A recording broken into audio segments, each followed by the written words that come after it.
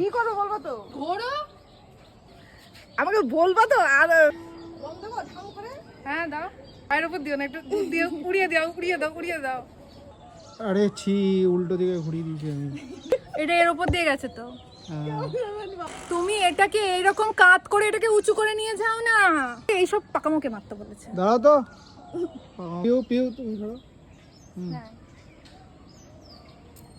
আরে একটু আরে এটা ফিলিংস একটু আসুক।